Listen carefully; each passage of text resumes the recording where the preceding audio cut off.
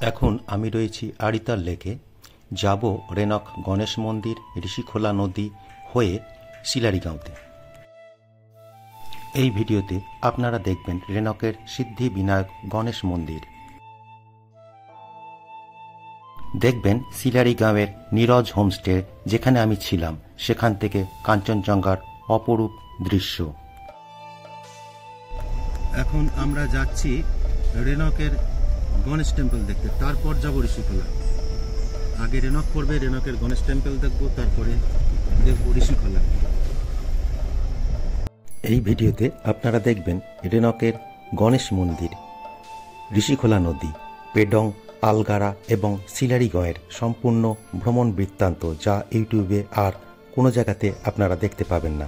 আর পাবেন এই রেশম পথের বিভিন্ন হোমস্টের সুলুক সন্ধান এবং গাড়ি ভাড়া ও থাকা খাওয়া খরচা কত তার বিভিন্ন ধরনের ইনফরমেশন। বিভিন্ন তথ্যের জন্য সম্পূর্ণ ভিডিওটা দেখুন এবং কিছু জানার থাকলে অবশ্যই কমেন্ট বক্সে কমেন্ট করে জানান। এইবার আমরা যাচ্ছি রেনকের সিদ্ধি বিনায়ক মন্দিরে। এটা মেন রাস্তা থেকে সামান্য একটু নিচের দিকে, এই রাস্তা থেকে 50 মিটার নিচে। এই যে এখন আমরা এসে পৌঁছালাম রেনকের সিদ্ধি বিনায়ক টেম্পলে। ওই ওপর থেকে গাড়িটা নামছে, ওইখান থেকে এন্ট্রি গেট। এখানকার লোকাল ডগি। শ্রী বিশ্ব বিনায়ক মন্দির পবন চামলিং উদ্বোধন করেছিলেন 20 এপ্রিল 2008 সালে। সম্পূর্ণ বিবরণ এখানে দেওয়া রয়েছে।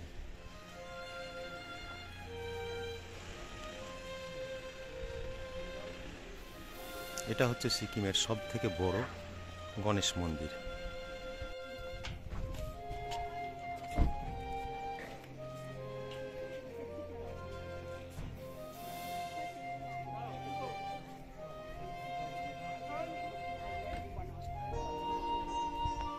রেনকের সিদ্ধি বিনায়ক গণেশের মন্দির 2008 সালে প্রতিষ্ঠিত এই মন্দির সিকিমের সব থেকে বড় গণেশ মন্দির।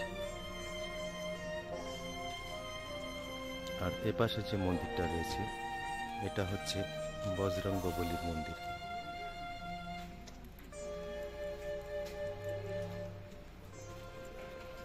এটা হচ্ছে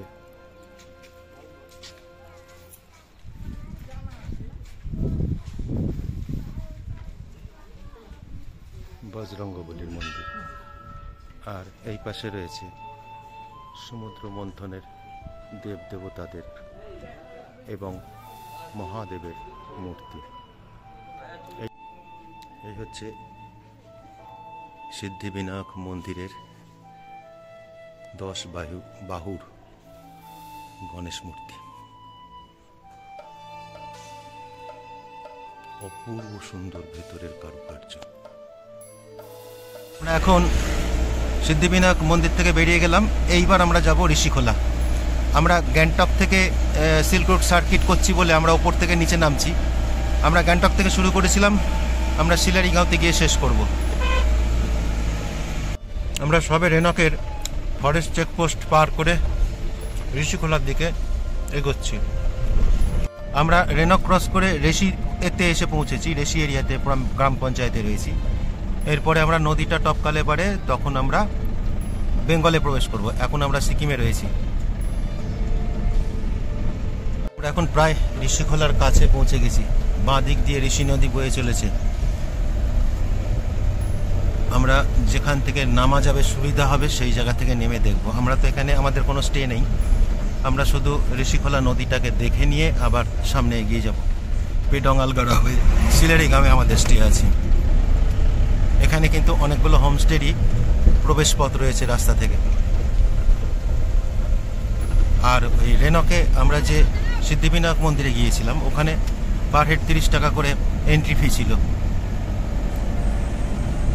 এখানে নদীর দুপাশেতেই প্রচুর পরিমাণে হোমস্টে রয়েছে। এখানে হোমস্টের কোনো অভাব নেই। কেউ যদি বুকিং না করেও আসে তাহলেও সে হোমস্টে পেয়ে যাবে। আমরা এখান দিয়ে নদীর প্রান্তে একটু যাব, গিয়ে দেখে আসবো। এটা হচ্ছে চেকপোস্ট। আমরা সিকিম ছেড়ে এখন বেরিয়ে যাব। ওয়েস্ট বেঙ্গলে। এই চেকপোস্টে আমাদের এন্ট্রি হয়ে গেল। এই ঋষি চেকপোস্ট পেরোলাম। এই যে ব্রিজটা, আমরা এখন সিকিম থেকে আধা সিকিমে রয়েছি। এইবার আমরা ওয়েস্ট বেঙ্গলে চলে আসলাম, ব্রিজ টপকালি ওয়েস্ট বেঙ্গলে চলে আসলাম। এবার আমরা নদীতে যাব। এখন আমরা দাঁড়িয়ে রয়েছি ঠিক ঋষিখোলা নদীর ব্রিজের ওপরে, যার এই পাশটা হচ্ছে সিকিমের রেশি আর এই পাশটা হচ্ছে পশ্চিমবঙ্গের পেডং। এটা চেকপোস্ট, ওয়েস্ট বেঙ্গল পুলিশের চেকপোস্ট। এইখানে নিচে ঋষি নদী সশব্দে বয়ে চলেছে। আগে এখানে নামা যেত, কিন্তু এখন এখানে নামা যাচ্ছে না, রাস্তাটা ভেঙে গেছে বলে। আর এখন জলও নদীতে যথেষ্ট পরিমাণে কম রয়েছে, আগে তো জল অনেক বেশি ছিল। আবার শীতকালে যখন বরফ গলবে তখন হয়তো জলের পরিমাণ নদীতে বাড়বে। এখন নদীতে জল কম রয়েছে, কিন্তু জলটা যেহেতু ওপর থেকে এসে নিচে আসছে, সশব্দে নদীটা বয়ে চলেছে। এই পাহাড়ি নদীগুলি এরকমই স্রোতশ্রেণী হয় এবং সশব্দে সব সময় বয়ে চলে।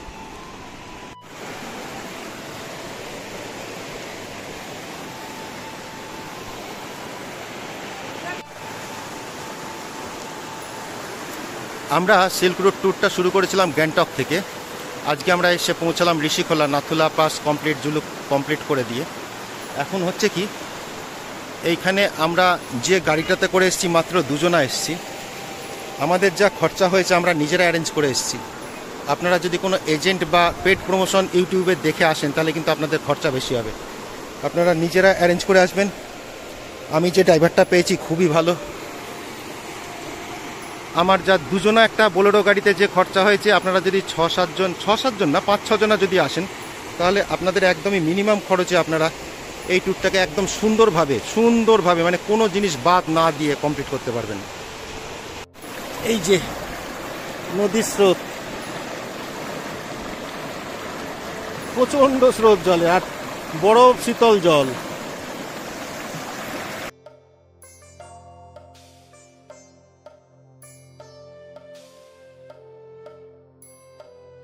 এইখানেতে রাস্তায় ধস হয়েছে। এটা কিন্তু কালিম্পং ডিস্ট্রিক্ট। ধস হয়েছিল এখানে, মারাত্মক। এই রাস্তা পুরোই ধসে গেছিল। আমাদের সাথে সাথে ঋষিখোলা নদী চলছে, বাঁ দিকে রয়েছে ঋষিখোলা নদী। ওই যে এবার আমরা দূরে চলে গেলাম নদীর থেকে।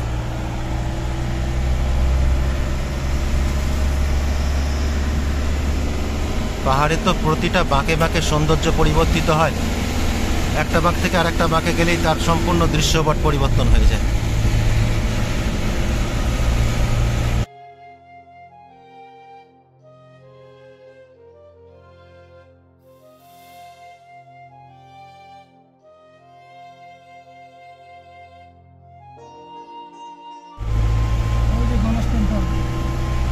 হ্যাঁ,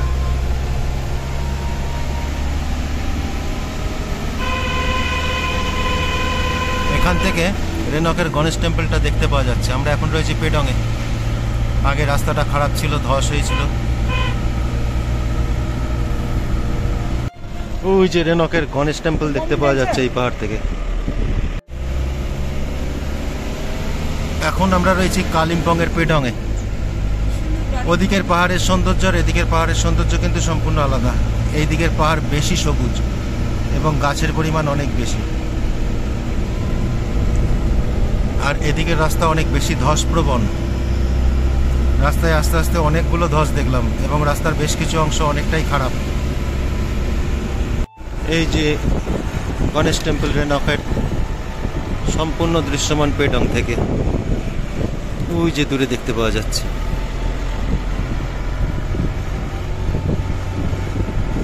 বাঁদিকের পাহাড়গুলো অনেক উঁচু, আর এখানে পাহাড়ে অনেক ধাপ চাষ করেছে। ধান ক্ষেত, কালানুনিয়া বলে যে ভ্যারাইটিটা রয়েছে ধানের, এই পাহাড়েতে খুব বেশি পরিমাণে চাষ হয়। অনেক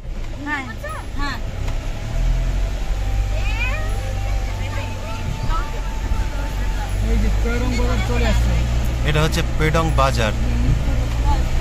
আমরা এখন পেডং বাজার ক্রস করব। পেডং বাজার। আমার গাড়ির ড্রাইভার ধনী ভাইয়ের বাড়ি হচ্ছে এই পেডং বাজারে।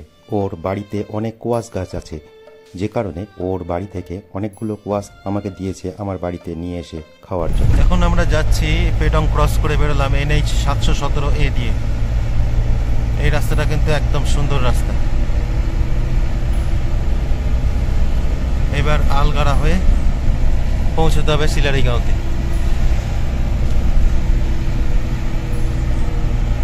এখন সময় হচ্ছে দুপুর 1:45। এখানে রাস্তায় কিন্তু সবজি বিক্রির দোকান আছে, সুন্দর সুন্দর সবজি বিক্রির দোকান। এবার আমরা শিলারিগাঁও থেকে ঢুকছি আর কি, শিলারিগাঁওয়ে ঢুকছি। 5 কিলোমিটার এখান থেকে ডিস্টেন্স। এই রাস্তাটা কিন্তু খারাপ, বোল্ডারের রাস্তা আছে।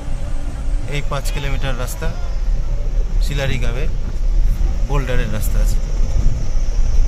এই শিলারিগাঁওয়ের ফরেস্ট চেকপোস্ট গেট খোলা রয়েছে, সেই জন্য আমাদের এখানে 30 টাকা দিতে হলো না, নইলে 30 টাকা করে নিয়ে নিত। আমরা এখন ঢুকে পড়লাম শিলারিগাঁওয়ের ফরেস্টের মধ্যে। এখন পুরো রাস্তাটাই ফরেস্টে। এখন আবার কিন্তু এই ঢালাই রাস্তা চলে আসলো। একটু আগে বোল্ডারের রাস্তা ছিল। শিলারিগাঁওয়ের রাস্তা কিন্তু আগে বেশ খারাপ ছিল, এখন কিন্তু অনেকটাই ভালো হয়ে গেছে। সামান্য একটুই খারাপ দেখলাম। এখন আমরা শিলারিগাঁও ফরেস্টের রাস্তার মধ্যে দিয়ে যাচ্ছি।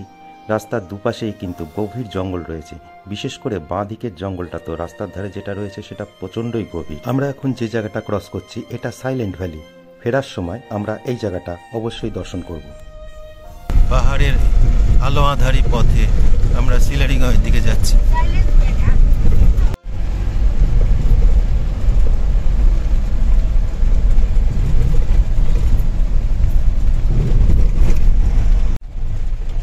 আমরা মেন রাস্তা থেকে এবার একটু নিচের দিকে নেমে চলে আসলাম। এইখানে অ্যাকচুয়ালি সব হোমস্টেগুলো এক জায়গাতে রয়েছে।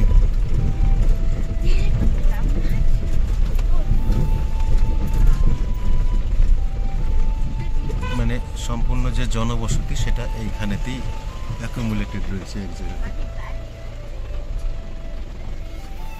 একটু পরে এই জায়গাটা ঘুরিয়ে দেখিয়ে দেবো। শিলারিগাঁওতে আমরা এই হোমস্টেটা পেয়েছি। এটা হচ্ছে দিলীপ তামাংয়ের হোমস্টে। এই ঠিক এই জায়গাতে একটু আগে ঢোকার সময় কাঞ্চনজঙ্ঘা দেখতে পাচ্ছি, এখনো দেখা যাচ্ছে যা, কিন্তু ক্যামেরাতে দেখা যাবে না। এই হোমস্টেটা আমরা পেয়েছি। ঘরটা দেখিয়ে দিচ্ছি আপনাদের সামনে। সুন্দর ভিউ রয়েছে। এখানে অনেক হোমস্টে রয়েছে, আপনারা নাম নিশ্চয়ই দেখতে পাচ্ছেন, হোমস্টের নাম দেখতেই পাওয়া যাচ্ছে। টেম্পারেচার বেশ নিচেতে রয়েছে, দুপুরবেলাতেও বেশ ঠান্ডা লাগছে। তাহলে এবার লাঞ্চ করে নিই, লাঞ্চটাও আপনাদের দেখিয়ে দেবো। এটা হচ্ছে ট্রাভেলার্স নেস্ট হোমস্টে, আমাদেরটা না কিন্তু, এই পাশেরটা। আমি যে হোমস্টেটাতে রয়েছি এইটা হচ্ছে তার ডাইনিং হল। এখন খেতে যাব। এখানে সুন্দর করে গাছ দিয়ে সাজানো আছে, সুন্দর করে গাছ দিয়ে সাজানো আছে।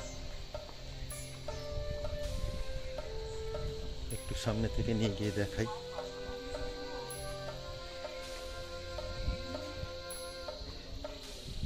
ওই যে লাস্টের ঘরটা আমাদের দিয়েছে, ভালো ঘর।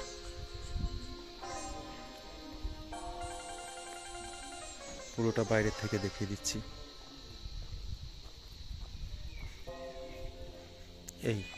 এইখান থেকে দেখলে এই রকম। এটা একদম শিলারিগাঁওতে ঢুকেই রাস্তার বাঁ হাতে। আর এর এই লন রয়েছে, যে সামনে যে লনটা রয়েছে, এই লনটা থেকে কাঞ্চনজঙ্ঘা এখনো দেখতে পাওয়া যাচ্ছে হালকা। আর এখানে দেখুন যে ডাইরেক্ট ফোন নাম্বার কিন্তু দেখুন, ছবি দিয়ে আপনারা পেয়ে যাবেন। এখানে পরপর হোমস্টে রয়েছে। এই হোমস্টেগুলোর মধ্যে যেটা আপনাদের পছন্দ সেটা আপনারা বুক করে নিতে পারেন। এটার পজিশন ভালো, আমি যেটাতে পেয়েছি সেটার পজিশন ভালো।